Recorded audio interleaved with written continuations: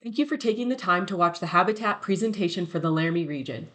My name is Britt Burdett, and I'm the Saratoga terrestrial habitat biologist. The purpose of this short video is to review 2024 habitat and weather information for the Laramie region. Habitat biologists provide weather and habitat information to assist wildlife biologists in the season setting process. The Laramie region, shown here in red, covers most of southeast Wyoming. This presentation will focus primarily on weather and habitat information for the Laramie region's two mule deer initiative herds, Sheep Mountain and Platte Valley.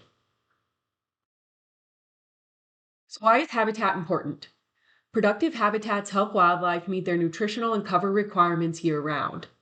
Quality habitat can lead to strong herd recruitment through high doe-fawn and cow-calf ratios, which is necessary to maintain healthy wildlife populations. Habitats that meet or exceed the nutritional requirements of big game species produce healthy populations.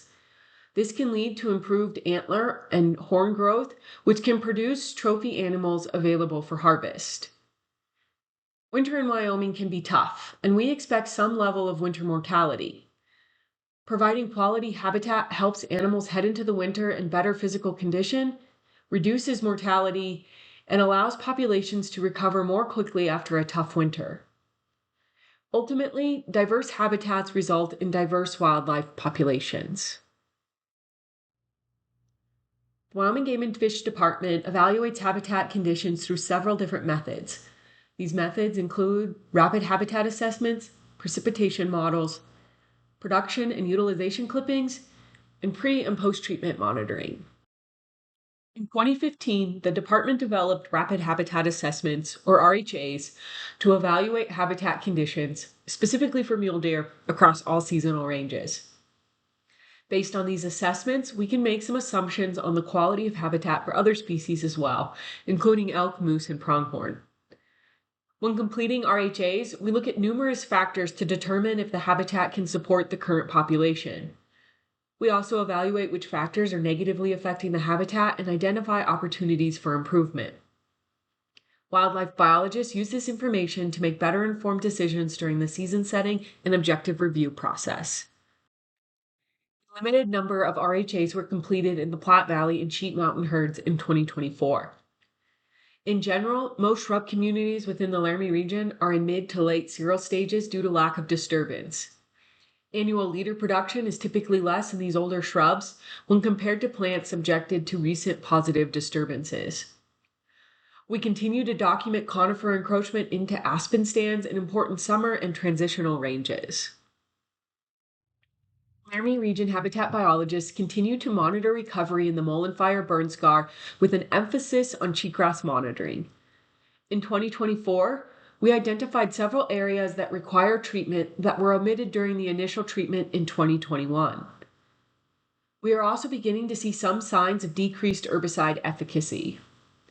Overall, cheatgrass control has been excellent, and native grass, forb, and shrub recovery has been on track or exceeded our expectations 4 years post-fire. Monitoring will continue in 2025 to assess the need of a retreatment. Here is a before and after treatment comparison within the Mullen Fire burn scar. Our 2021 pre-treatment monitoring showed that cheatgrass was the dominant vegetation on many of the south-facing slopes. There was also a lot of bare ground and very little native vegetation. 3 years post-treatment, we observed very little cheatgrass, if any, in most of the treated areas. Native perennial grasses are recovering nicely and will hopefully continue to expand into areas where bare ground remains. Cheatgrass was documented in areas where soil movement had occurred and around rocky outcroppings. Additionally, high densities of cheatgrass were documented within the no-spray buffer around the North Platte River. 2024 was the 4th year of willow monitoring within the Snowy Range moose herd. We evaluated willow community conditions using a quantitative measure of browse intensity called the Keighley Live Dead Index. In 2024, we completed 13 surveys, with the majority of the surveys being completed on Booth willow. We plan to continue willow monitoring in 2025, but we are looking to alter our survey protocols in order to survey areas where we have GPS collar data from the Snowy Range Moose Collaring Project. Habitat biologists use PRISM and NOAA weather station information to determine the amount and timing of precipitation received throughout the water year. NOAA weather station data from Cheyenne, Rawlins, Torrington, and Laramie reported a decline from average annual precipitation in 2024. Timing of precipitation in key growing months is critical to the growth of plant species important to wildlife. Some precipitation occurred early in the growing season but quickly diminished by June. Lack of summer precipitation led to earlier senescence of grasses and forbs, which likely had some negative impacts on doe-fawn ratios. Some monsoonal precipitation fell in August around Laramie that resulted in some green up but did not result in additional vegetation production. Most of the Laramie region experienced high temperatures and little precipitation during the fall, resulting in tough hunting conditions. Overall, we had a relatively mild 2023 to 2024 winter, resulting in high overwinter survival for big game species. Luckily, 2023 was a favorable moisture year, and standing forage was carried over into 2024, which helped compensate for poor springtime forage production. Habitat biologists use PRISM models to evaluate the amount and timing of precipitation received throughout the water year. This figure, which was created using data extracted from the PRISM models, shows the amount and timing of precipitation for the Sheep Mountain Mule Deer herd unit. On the x-axis, we have the year. On the y-axis, we have the amount of precipitation received in inches. The blue bars represent annual precipitation that occurred during the water year, which runs from October to September the following year.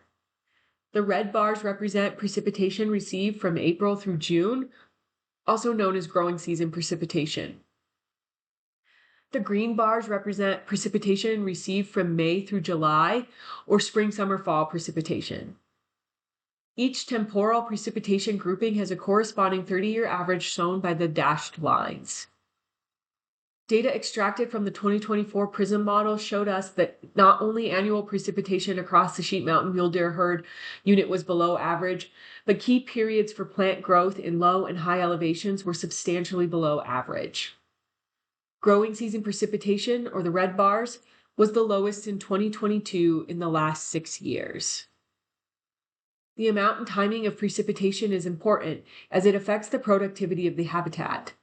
Precipitation that falls in April through July is strongly correlated with the overall production of herbaceous and woody vegetation. Some monsoonal moisture arrived in August, resulting in some late summer green up, but did little to compensate for poor forage production overall. Conditions throughout the Platte Valley Mule Deer herd unit were comparable to the Sheep Mountain herd unit. Annual precipitation was below the 30-year average in 2024. Over the last 6 years, growing season precipitation was the lowest in 2021. In addition to the deficit in annual precipitation, moisture events in the critical growing months for herbaceous and woody vegetation were also below normal. High elevation spring, summer, fall, or May through July precipitation was also below the 30-year average. Precipitation falling during these months is essential for plant growth at high elevations in this herd unit. Lack of summer precipitation led to earlier senescence of herbaceous forages across all seasonal ranges. The department uses production and utilization clippings to estimate the amount of forage available to and utilized by wildlife. Typically, we conduct production and utilization clippings during the late summer and late winter, early spring. This is particularly important for key winter range areas, including the Pennock and Wick WHMAs, to ensure we are providing adequate forage for wildlife. The department is actively treating wildlife habitats with several different tools. Throughout the Laramie region, the department is implementing aerial herbicide applications, prescribed fire, brush mowing, and conifer cutting on big game seasonal ranges. The goal of these treatments is to enhance or restore important habitats and provide critical components necessary to improve the health and vigor of big game animals. Several mastication projects were implemented within the Sheep Mountain herd unit, including 118 acres in the Foot Creek drainage and 195 acres in the Badger Creek wildfire burn scar. Future prescribed fires will be conducted as a follow-up treatment to promote aspen regeneration. In the Platte Valley herd unit, 20.3 miles of fence were converted to wildlife-friendly specifications within important mule deer habitat. The Platte Valley Habitat Partnership also continued its large-scale conifer encroachment project in 2024 and completed 469 acres of juniper removal. Some general observations and other relevant information for the Laramie region. Shrub conditions in much of the Platte Valley, the Laramie Range, and Goshen Rim areas continue their downward trajectory in overall habitat value. Lack of disturbance at the proper time has resulted in older H-class shrubs that exhibit poor annual leader growth and low nutritional content. Invasive cheatgrass continues to get a foothold in the understory of mixed mountain shrub stands, often resulting in reduced vegetative diversity due to fierce competition for moisture and nutrients. Sagebrush habitats from Laramie to Shirley Basin continue to show signs of excessive browsing by pronghorn. Biologists continue to try and manage for populations to stay within established herd objectives. However, this still may not be enough to result in any rebound in shrub conditions. Laramie region habitat biologists continue to spend an extensive amount of time monitoring and treating areas recently disturbed by wildfire. Several large wildfires have occurred in the last 10 years in the three major mountain ranges found in the Laramie region. We have seen positive impacts on habitats, especially with the response of aspen following fire. The amount of aspen resprouting following fire is typically very high.